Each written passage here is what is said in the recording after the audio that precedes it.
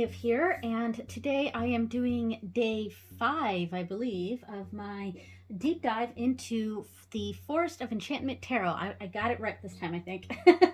Anyway, so today we are doing the next 6 cards in the Major Arcana, and that is the Lovers, making sure I'm in frame here. Okay, the Lovers, the Fairy Wind, which is the Chariot, Strength, the Hermit, the Enchanter's Wheel, which is the Wheel of Fortune. Let me move these over a bit. And finally, the Huntsman, which is Justice. All right. So before I get started, I'm going to take a quick snapshot for the thumbnail. There we go. All right. All right. So let me get these pulled aside here. All right. So let's look at the Lovers here. I mean, I think this is pretty straightforward. I'm going to zoom in a bit so I don't have to stand next to the camera here. All right. All right. So, I mean, this one seems pretty straightforward. It looks like a couple in love. And the Lovers in general card is not just about love. It's about a partnership and kind of almost a destined sort of partnership, or a very strong partnership. And even up in the corner here, we see 2 birds, you know, the whole birds and the bees sort of thing there. And they each have, they have common interests because they're both archers, it seems. They have their bows and their arrows. So there's just a deep connection between them here. Excuse me. Yeah, so I mean, I think this is pretty straightforward. So let's see what the book says about the Lovers, what added information we might get from this. So here we go, the Lovers. All right. Just making sure I'm still in frame there. All right, so on a hot summer's day with the scent of wild honeysuckle, Huckle Sunny was what I was going to say. Honeysuckle, casting its drowsy spell, a pair of lovers rests in the shade. They sing together in a pleasing harmony. Under the greenwood tree, who loves to lie with me, and tune his merry note unto the sweet bird's throat. Come hither, come hither, come hither. Their song ends with soft laughter, the sweet sound of untroubled joy. These forest dwellers are outlaws from society. Oh, yeah, so they're, you know, I could see that as the Lover's card, just a couple like us against the world sort of energy. Theirs is a love out of legend, enduring and encompassing eternal. Come what may, the lovers face their challenges side by side, as equals. Both wear archery braces on their wrists, and their bows stand close at hand. But in this moment, there's only peace, and all the world is in each other's eyes. This card is not about trifling romance. The Lovers represent true partnership. Yeah, like I was saying, there's like a true partnership sort of energy to that. And the life choices and sacrifices that come with commitment. Commitment is a very good word for the Lovers card. Through the Lovers shown here are man and woman, soulmates. Here are man and woman, soulmates find each other in every gender combination. All right, meaning at a glance. Love and passion, life choices, soulmates, yes, a sort of soulmate sort of energy here. Belief in one's destiny, a closer look. The song the Lovers are singing is from Shakespeare's As You Like It, Act 2, Scene 5. Honeysuckle symbolizes devoted love and affection, as do the 2 turtle doves. The 2 turtle doves right here. All right. So, I mean, I don't think there is a whole lot to add to this because this card is very straightforward. Yeah, so let's pull some random cards here. I'm going to shuffle real quick. These are sufficiently randomized and shuffled, but I'm just going to go ahead and shuffle it one more time. And we'll do a riffle shuffle too. All right. Ooh. I hate it when the cards hit each other when I'm riffle shuffling because it just messes up the riffle. All right, let me try that again. There we go. There we go. All right, perfect. All right, so I have that card in the middle, and let's see. We have the Seeker of Spells. We're going to have the same sort of issue that we had in the last video where we kept getting court cards and Major Arcana cards. And the Weaver of Boons again. All right, so the Seekers are knights. The Weavers are queens. Spells are wands. And boons are pentacles. So we have basically the Knight of Wands and the Queen of Pentacles here. So I sort of feel like this is a partnership between two people. And it's a strong partnership and one that's going to lend itself to a lot of good possibilities, because this is I don't want to say destined, but a very good match. We've got, because with the Lovers card in the middle of these two, this is obviously two people coming together in a way that is very prosperous. Of course, that doesn't necessarily mean romantically. This could be a friendship or a business partnership that is that they're very well suited together. But yeah, that's what I totally get from this. And I mean, you could have placed any of the court cards, any two court cards, and it would have done well here. But we've got this person here, the Seeker of Spells, who is very dynamic and has a lot of really great ideas and wants to go for it. And here with the Weaver of Boons, we have someone that's a lot more down to earth and more practical, and sort of tempers that wild nature of the Seeker of Spells here. So very good reading. All right, so the next one here. Now this was my least favorite card in the deck. If you watched my first video in this series, this is the Fairy Wind. And so we did already read this entry for this, but I am going to say that on part of this, I do understand how this is supposed to be the Chariot, because we are having this, the Fairy Wind, which is pulling these fae creatures off to where they need to go. They're causing such a stir that it's creating this fairy wind that is tempting to follow. Now, here's where I sort of separate, where I didn't quite connect the meaning of the Chariot with this card. It's, in general, it would not be a good idea to follow these fairies, to follow the fairy wind, because that could take you to some very negative places. Whereas in the typical meaning of the Chariot, I don't think it really has that sort of negative connotation to it, in my mind. It's, how do I explain this? The general feeling of the Chariot that I get when I read the Chariot is that it's an encouragement to go this route and to say this is your path, sort of thing. And yes, there will be positives and negatives, but there's sort of a confidence to the Chariot. Whereas here, I feel like that confidence is missing, because general advice would be to not follow the fairy wind. So I don't know. That's I'm going to read really quickly the Chariot here. The fairy wind, if I can find it. Strength. The fairy wind. Okay. So down here, I'm going to say the meaning at a glance: speed, change, important news, success, self-governance, independent achievement. And then down here at a closer look, it says legends tell of people who were swept up by the fairy wind and deposited miles away. If this happens to you, don't be in a rush to return. And I just feel like there's a lack of control with the fairy wind versus the actual Chariot card. In this particular Chariot, it's almost like we're an unwitting passenger on this ride instead of the one holding the reins, if that makes sense. And I guess that is my issue with this card, and why it's still, at this point, my least favorite card in the deck. Yes, the fairy wind is a powerful sign of ultimate success. Only the most fortunate see the Fae, though many have felt their passing. Things will pick up speed for you now, and your endeavors will flow swiftly toward a positive outcome.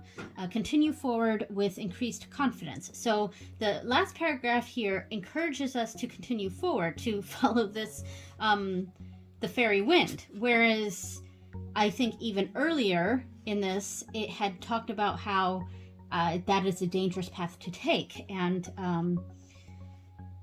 yes, your heart yearns after them with a sharp urgency to go where they go and see what they see, but never attempt to chase them. Trust me, it will not turn out well. So I think that's what I find frustrating about this, is there's just too much conflict in this card. It's like it's telling you two different things. Now, how I may interpret this card, that sort of bridges that divide there, I could read this like your path is like the fairy wind, where it's an immense amount of success and moving forward at great speed. And because of that, you're sort of, you're along for the ride or something. So I would say that the way I would read this Chariot card versus previous, like in other decks, it would be changed, I would say. Which is one of the great things about having so many different tarot decks, because you can kind of have a different interpretation of the same card across different decks. As long as it's not like starkly different, but a sort of different interpretation of the same card. Whereas that would not be true in methods like Lenormand, which, you know, a ship is a ship is a ship. So it doesn't matter what imagery you're seeing on the ship card, it still has the same meaning regardless of the deck. And that's one of the big differences between a divination method like Lenormand versus tarot. Anyway, so let's pull some cards here. All right, Five of Boons. All right, which is the Five of Pentacles. And, oh, I love this card. The Five of Challenges. Okay, excuse me. I would say that this is kind of leading into that, the negative aspects here of following that fairy wind. And it would not be advisable, I would say. If this reading came for someone, came out for a client or something, I would say that the cards surrounding the action card here, because this is an action card, this is a card of speed and things progressing very quickly. And it's, now we could say we're starting in a position, it depends on how I'm reading this. We could say that we're starting in a position of some sort of poverty, of being left out in the cold, and you know, moving quickly, making some fast acting choices, and following this, taking a chance and following this route, but knowing that it's going to be a very challenging road, and this is not the that it's going to hit more rock bottoms, if that makes sense. Though I think the rock bottom card I most associate with that is the Ten of Swords, which would be the Ten of Challenges in this deck. But the Five of Challenges is definitely, this is a disruption. So it depends on the context of the reading. In general, just looking at these cards as they are, I would say following this path is not going to be a good idea, because there's going to be lots of issues and disruptions and poverty and things like that going on with this sort of choice. But I guess if we had a different context, we could say that we're starting in a position of poverty, of less, and taking bold choices that disrupt the the norms, which could very well lead to a positive outcome. I guess that would depend on the next card or something like that. But so very interesting reading. I still find the Fairy Wind to be my least favorite card in this deck for the same reasons I listed before. But I feel like I can work around that, and I could still get very strong, meaningful readings from that card.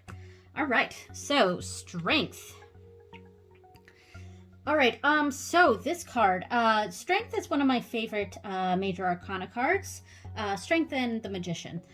Though in this deck, I think the Magician was the Enchanter. But this card is very different than the regular Strength cards, because normally we see someone sort of taming a lion. She's like holding its mouth, almost looks like she's trying to give a cat its pill, something like that. But so there's a sort of taming energy here of taming the wild natures and showing great strength in that sort of thing here. But here she's not taming that wolf at all. I mean, they seem like they are companions, and their companionship is what's giving strength. Two beings that are maybe coming together from different perspectives, but they're putting their differences aside to sort of bring together a more prosperous future, or to showing great strength by putting those differences aside. Yeah, so that's one way I could interpret this. Let's see what the book says for the Strength card. Okay, Fairy Wind and Strength. Okay, so once upon a time, a young girl walked into the vast and fearsome forest. She went of her own volition, and she wore a crimson cloak that made her easily visible to any creature that might observe her progress through the dark woods. And indeed, once upon a time, a great wolf was watching her. You may think you know the rest of the story: deception, violence, vengeance. That tale is meant to warn children not to go into the woods, or seek adventure, or trust a wolf. Once upon a time, two mighty hearts found the strength to change the story. Yes, so kind of what I was saying before, where it's like they're leaving their differences behind and using that strength to come together to form an alliance of sort. Or trust a wolf. Once upon a time, two mighty hearts found the strength to change the story. The wolf refused to harm or betray the maiden. She refused to hate or fear the wolf, nor did she tame him. So it's like against the typical strength card here. She's not trying to tame this creature. She loved him for his wild self. She found a home in the forest and grew old there, the magical wolf always by her side. Strength is being firmly grounded in who you are, having courage for the tasks given you, and knowing the source of that courage. Rather than letting circumstances defeat you, reach within yourself and draw forth the strength to make changes, face challenges, and move forward courageously. You don't do this by brute force, but through love. Strength comes from trusting your heart, meaning at a glance, self-knowledge, courage and fortitude, reserves of inner strength, bonds of loyalty and love. A closer look. The plants in this card are all symbolic of gentle strength, love, calm, and purity. Oak, wild pear blossom, white violets, and stitchwort, and wild roses. All right, so yeah, that's kind of what I was saying here. It's a different kind of strength than we're seeing in the traditional strength card. And I think the strength here is more about accepting, not trying to change things, but having the courage and strength to accept people for who they are, or situations for what they are, and moving forward with that sort of strength in mind, with that sort of task. Yeah, and self-knowledge, I think that's a good one for strength. Yeah, all right, so I think I kind of have an understanding of this deck's interpretation of the Strength card here. So let's see what the other cards say. So the Eight of Boons, typically that's my favorite card, the Eight of Pentacles, and the Ace of Visions. Okay.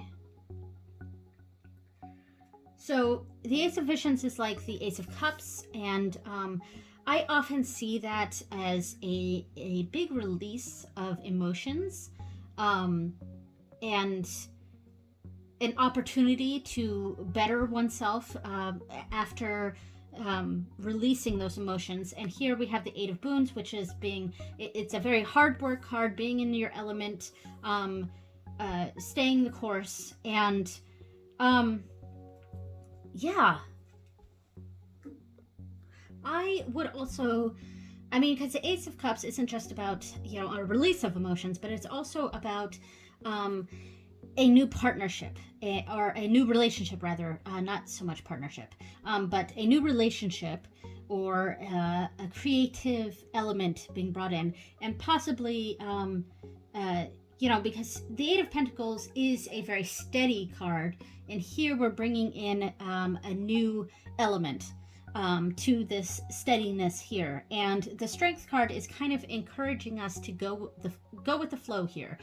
Things are changing up from our routine and how we were doing things, and we have the courage to accept this new element, this new thing being brought into the relationship or the situation, or whatever there is here. There's a new element that's being brought in, and here the energy is very practical. Here the energy is very emotional, and we have to learn to accept those changes with the Strength card here, and to really because with the meaning here of the self, what was that word? Oh, gosh, what was the word they used? The self-knowledge. Yes. So using that self-knowledge to sort of to accept these changes and to move with them more smoothly. All right, so let's move on to the next card. Okay, had to pause for a second. All right, so let's do the next card. So that is the Hermit, and I quite like this card. I think I initially had it in my love pile. And yeah, it's quite different than the traditional Hermit card, but I feel like it has that same energy. We have the same energy from the traditional Hermit depiction here. We have a badger sitting in their like badger hole, kind of a hobbit hole kind of situation here, and he's the campfire here, or not campfire, but the fireplace. The fireplace is taking the place of the lantern that the hermit traditionally has, and then we have the elements of knowledge all around, because there's books all around, there's papers, quill and ink. Like this badger is writing this knowledge to share to the world, even though the hermit itself is in solitude. Yeah, so I think it's a pretty good depiction of the Hermit card. Different, but kind of still gives that same energy in my mind. All right, so let's see. Here we go, the Hermit. And we haven't changed the name of this card. It is still the Hermit. All right, so though badgers are by nature sociable creatures, there are some who prefer to dwell alone. They are the scholars and philosophers of the forest, both occupations that require deep digging. And it does feel deep into the ground here. It takes time and solitude to acquire real understanding. The hermit's visitors are rare, and he has arranged his chamber for his own comfort. One chair, one glass for his nightly port, a small fire for warmth and contemplation. He can be sought out for guidance if he's in the right mood, but he does not impose his advice unasked. So yeah, I always like that about the Hermit card. I think that's true. He only imparts his wisdom on those who are seeking his wisdom. Nor does he have patience with flibbertibbets. That's an interesting word. Flibbertibbets. If you have a curious mind and sincerely want to learn, you will find the path to his door. When you are ready to go below the surface of things, the door will open. The hermit has chosen to live in solitude to avoid daily distractions. He is a monotasker, giving his full attention to each of his many pursuits in turn. Yet, the Hermit card is very mindful, and I definitely get this from this depiction here. His advice to you is to do the same. Make the time and take the space to enjoy your own company without interruption. Take control of your interactions with others. Don't let them badger you. That's funny. All right, meaning at a glance. Solitude, a preference for home over society. Study, perseverance, a time of deepening. So yes, study is a good keyword for this as well. A closer look. The armillary sphere it's right here, was a gift from the enchanter, who has a similar one and noticed his reclusive friend admiring it on his rare visits. I wonder if that's actually in the enchanter's card. I mean, I don't think I'm going to go through it unless it's like right here at the top or something, because I don't really want to dig through this. All right, I'm not seeing it, so I'm not even going to look. So I'll see it some other time. All right, so let's see the cards that can go around this. So we have the Three of Visions. So this is a very social card versus a very, I don't want to say antisocial, but a not very social card. Okay. And it did say that the badgers are social creatures, so there's kind of conflict here. Or, I don't know if it's a conflict, but yeah, a difference. And then the Six of Challenges. So, all right. Double checking I'm in frame, and I am. All right, so I think, so when it comes to the Six of Challenges, to me this is a card of kind of retreat. So I would say that in this particular situation, and keeping in mind that this is a random reading with no context here, I would possibly read this as feeling drained from so much going on, so much social activity, a battery being drained, and needing that time to retreat. I would possibly even see it like this, needing that time to back away and retreat, and or something like that. With it this way, I don't think it really changes that meaning a lot. Maybe we've gotten advice to back away and retreat and to take that time for ourselves. Not necessarily rest, but because I think we would see that more in like the Four of Challenges, that needing to rest, possibly even the Nine of Challenges. But though the 9 has a bit more of a negative connotation to it. But anyway, just that needing that time to step away from all of the activity, all of what's going on, and to reflect. So yeah, that's how I would read that. Pretty straightforward for the Hermit there. Now we have the Enchanter's Wheel. Okay, so I mean, this one is also pretty typical of the Wheel of Fortune.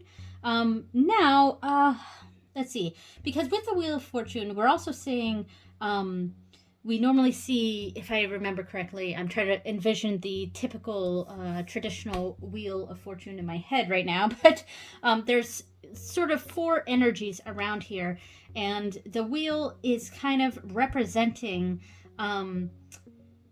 destiny, or things that need to happen, a cycle that continues. And we see this spiral, and this spiral continues, goes in, and then you can come out. And there are spokes on this spiral that you will have to pass. So that's kind of how I interpret the wheel, is whatever is happening is something that has to happen. There's sort of, I don't know if fate is the right word, but some people may use that word, fate. Now with this one, like, we do see a sort of pentagram or star figure in the center. So there's possibly an aspect of a spirituality. I cannot speak. Spirituality. um, yes. So let's see what the book says about the wheel, the Enchanter's Wheel. Okay, so the Enchanter's Wheel. At the center of the forest, suspended between oak and holly, is a magical wheel woven by the enchanter himself. Suspended upon it are tokens of life and death, healing and poison, mystery and wisdom, time and timelessness. Every part of the spell weaving contributes to its power, just as all the experiences of our lives make up for the whole. To set the wheel's enchantment in motion, speak these words: yarrow, skullcap, foxglove, agrimony, vervin. The spell is sealed by magpie magic.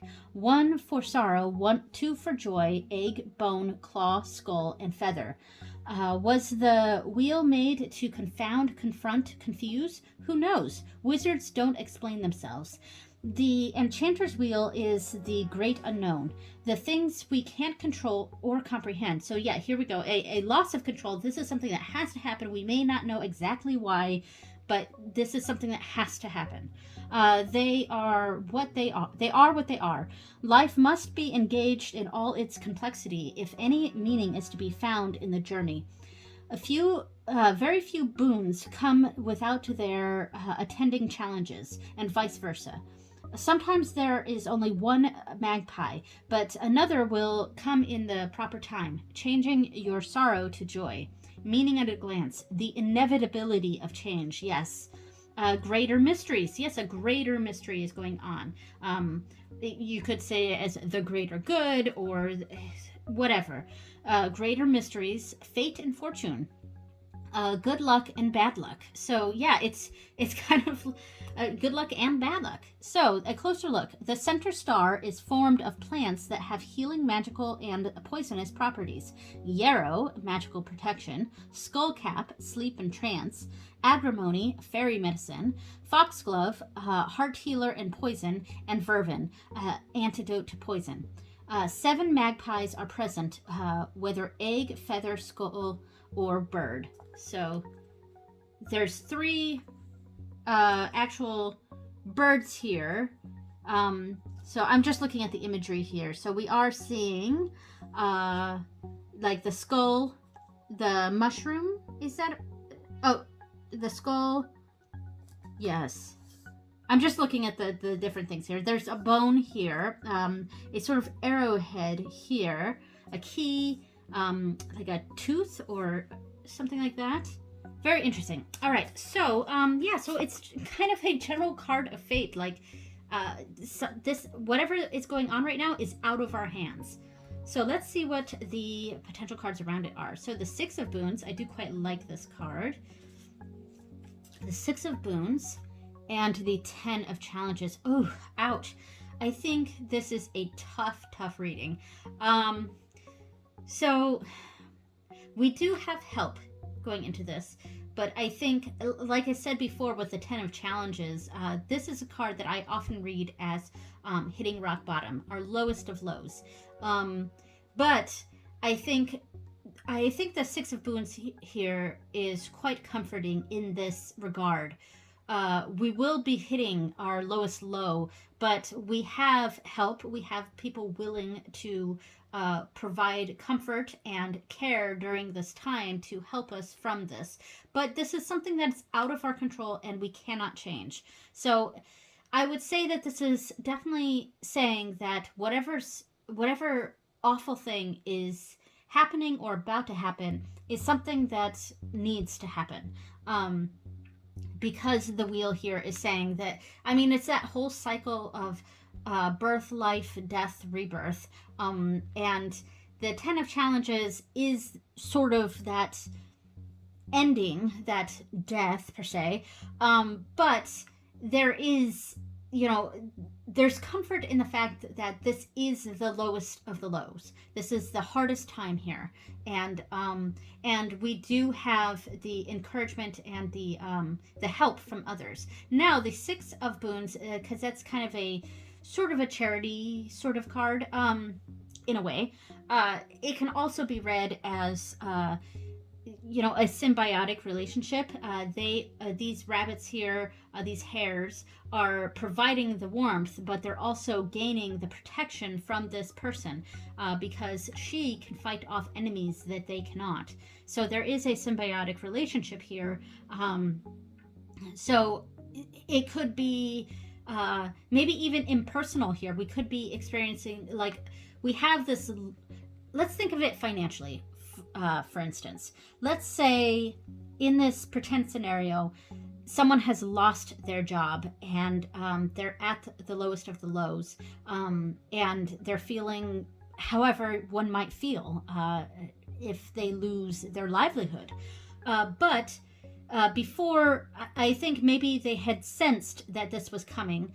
They had sensed the because there's a predictiveness with the Enchanter's Wheel here. There's we can see what's to come in a way, whereas versus the Tower, where it can be a bit more sudden. Maybe it depends.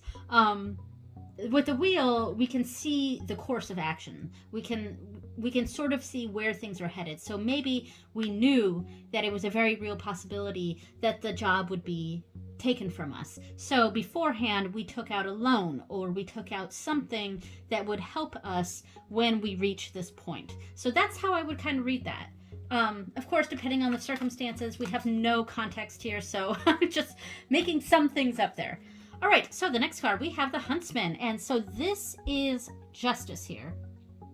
The card that this represents is justice. Gosh, I'm trying to imagine the Justice card in my head.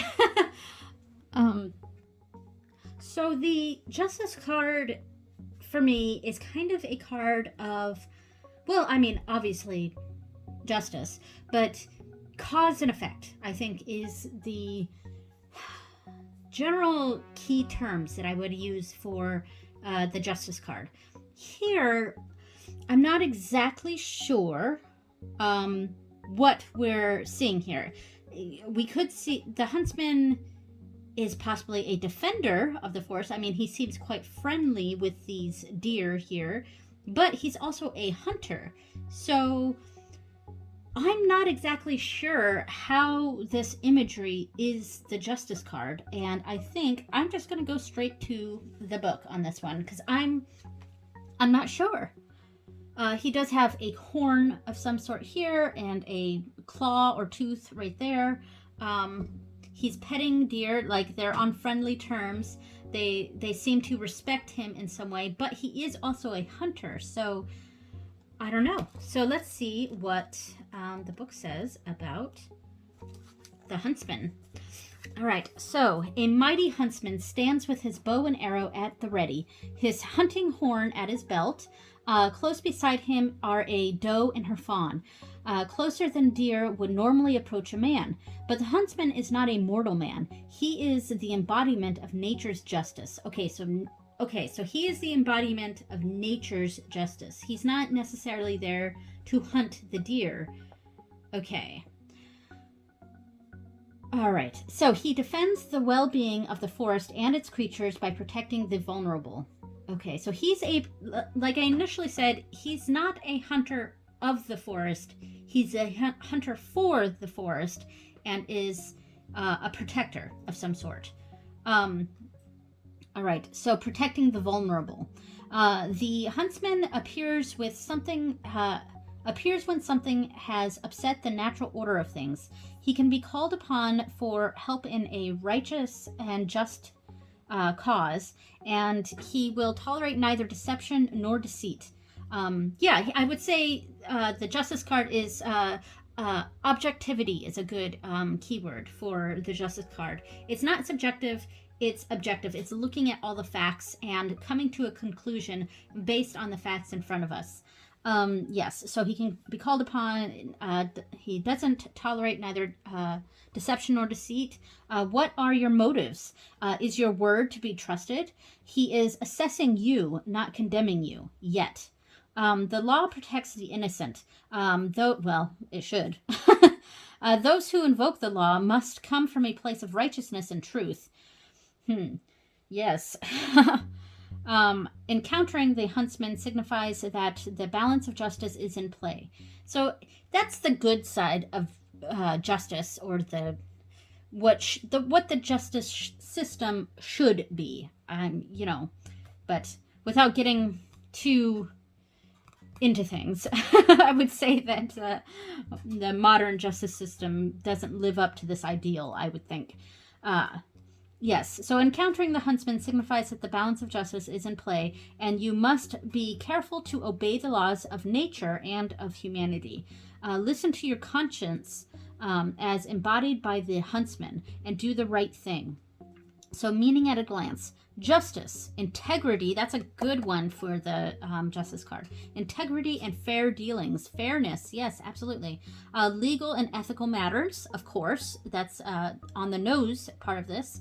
Truth and honor, giving and receiving respect. A closer look: the huntsman's horn is blown to call the wild hunt, yes, that rides through the forest on May Eve, Bealtaine, and All Hallows Eve, Samhain. It is also blown as a lament of the death of an innocent. So I think this interpretation is kind of that ideal of justice, and the right cause. Yeah. Okay, so let's see a sample reading here. So we have 5 of spells. So this is the disruption we're seeing. We're seeing a disruption. The 5 of spells, a conflict here, a magical fight between these frogs and okay, so these are magic people that are being turned into frogs by the other people. Okay.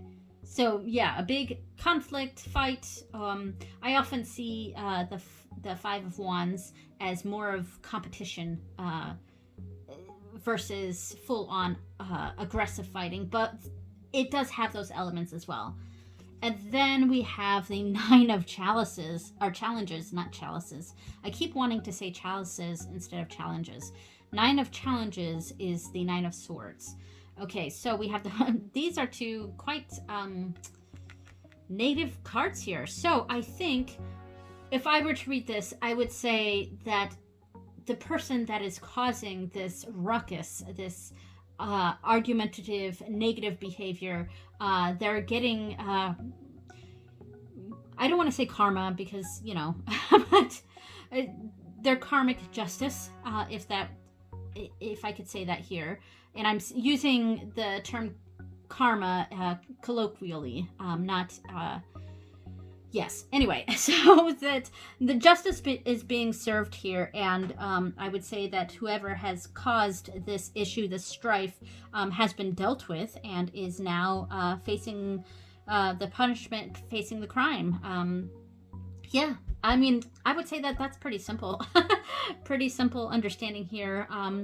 Of course, the context of this could change depending on the reading, depending on the context. But all right, so that is the next 6 cards of the Major Arcana. In the next video, I think we're doing the next 5 cards, I believe. We'll see. All right, thank you so much for watching, everyone, and I will see you next time. Bye.